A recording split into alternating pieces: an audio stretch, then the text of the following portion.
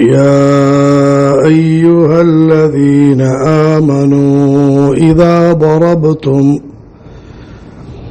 إذا ضربتم في سبيل الله فتبينوا ولا تقولوا لمن ألقى إليكم السلام لست مؤمنا تبتغون عرض الحياة الدنيا فعند الله مغانم كثيرة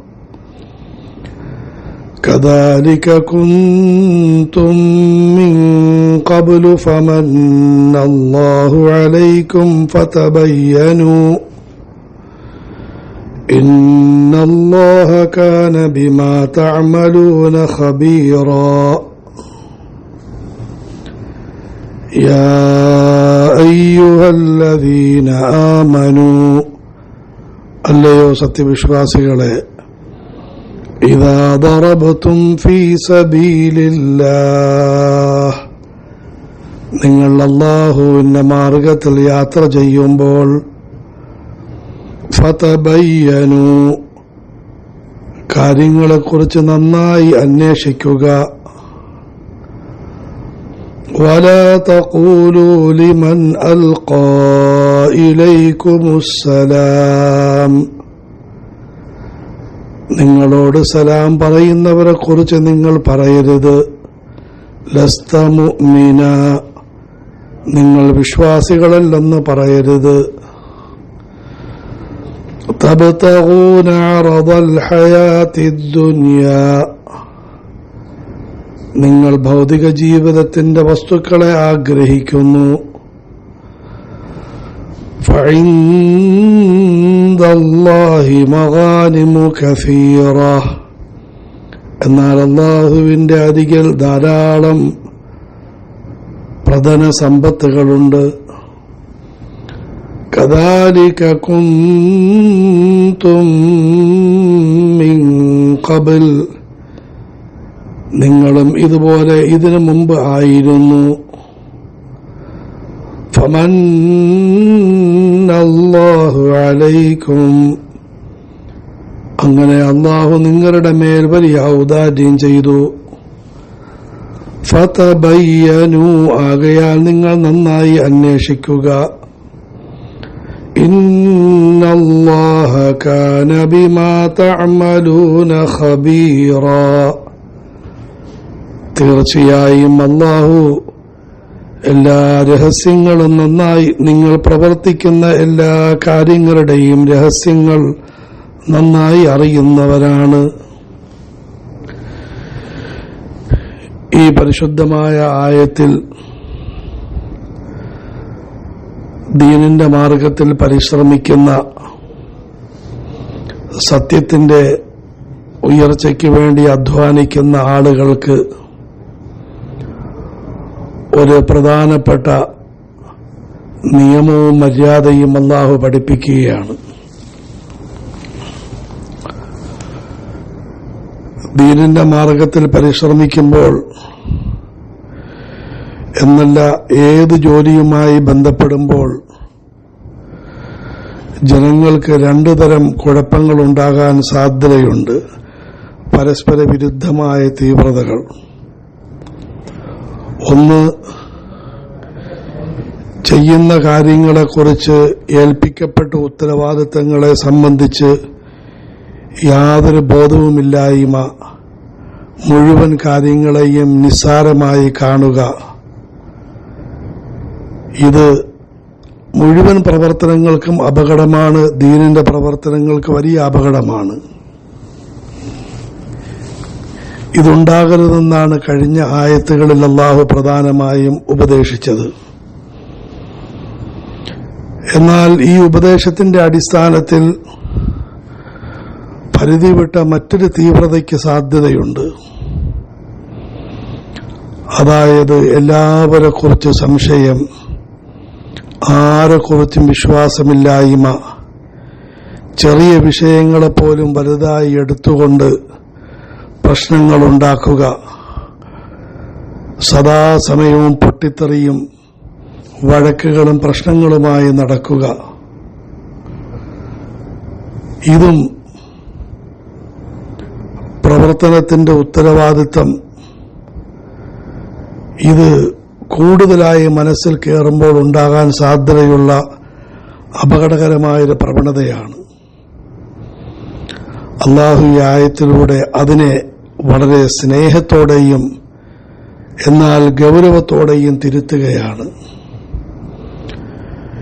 യാ അയ്യുഹല്ലദീന ആമനൂ ഇദാ ദറബ്തും ഫീ സബീലില്ലാഹ്, അല്ലയോ സത്യവിശ്വാസികളെ, നിങ്ങൾ അല്ലാഹുവിന്റെ മാർഗത്തിൽ യാത്ര ചെയ്യുമ്പോൾ, നന്മയുടെ പ്രചാരണത്തിനും തിന്മയുടെ വിഭാടനത്തിനും നിങ്ങൾ ഇറങ്ങിത്തിരിക്കുമ്പോൾ, ഫതബയ്യനൂ, ഓരോ കാര്യങ്ങളും പ്രത്യേകിച്ചും ശിക്ഷാ നടപടികൾ വളരെ അന്വേഷണങ്ങൾക്ക് ശേഷം നടത്താൻ നിങ്ങൾ ശ്രദ്ധിക്കണം.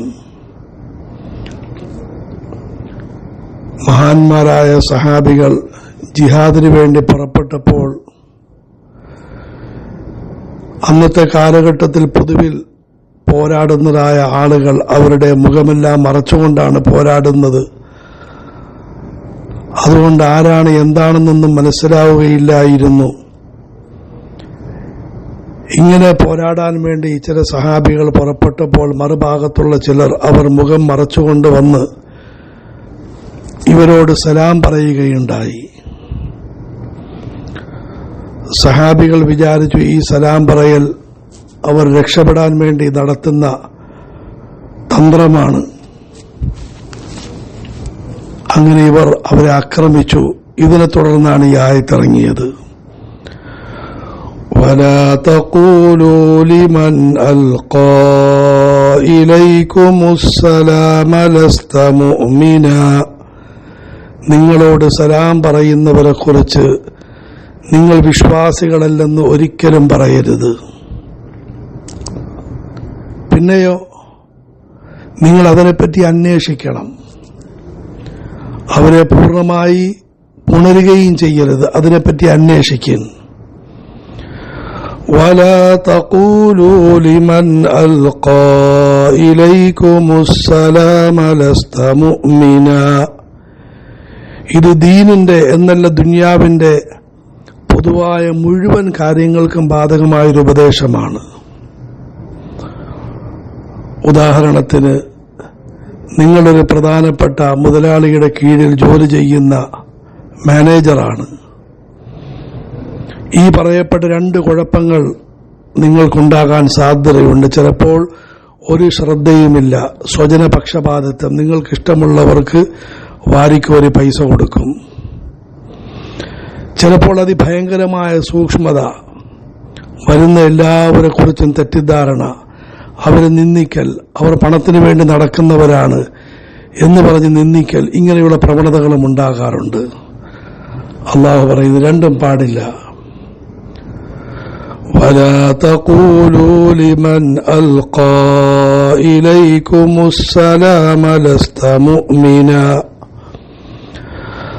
تبتغون عرض الحياة الدنيا, പ്രത്യേകിച്ചും ഭൗതികമായ സാമ്പത്തിക മേന്മയെ നിങ്ങൾ നോക്കിക്കൊണ്ട് ആരെക്കുറിച്ചും ഇങ്ങനെ പറയരുത്.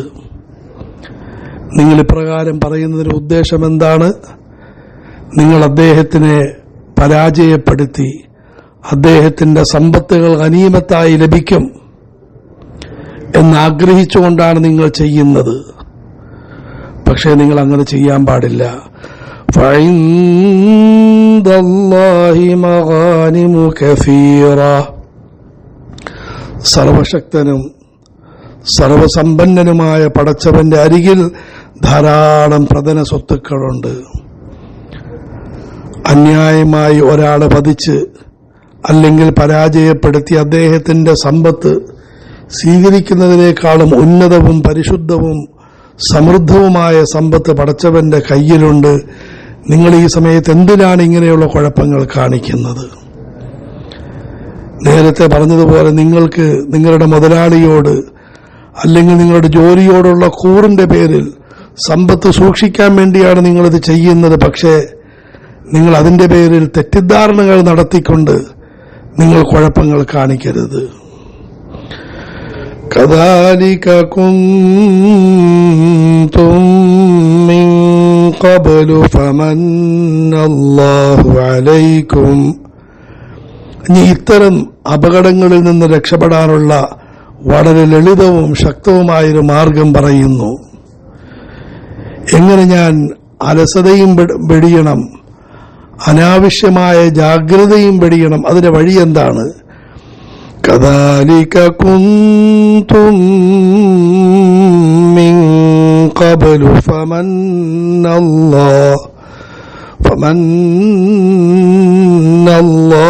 അലൈക്കും.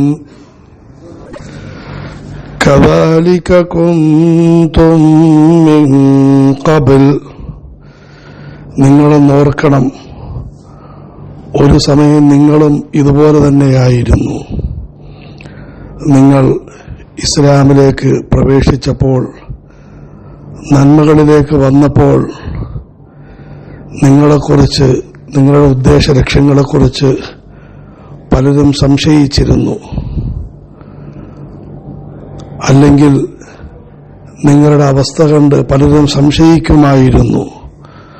ഫമന്നല്ലാഹു അലൈക്കും. അപ്പോൾ അല്ലാഹു നിങ്ങളുടെ മേൽ വലിയ ഔദാര്യം ചെയ്തു. നിങ്ങൾക്ക് സന്മാർഗത്തിന്റെ കവാടങ്ങൾ തുറന്നു തന്നു, അതിന്റെ വഴി എളുപ്പമാക്കി.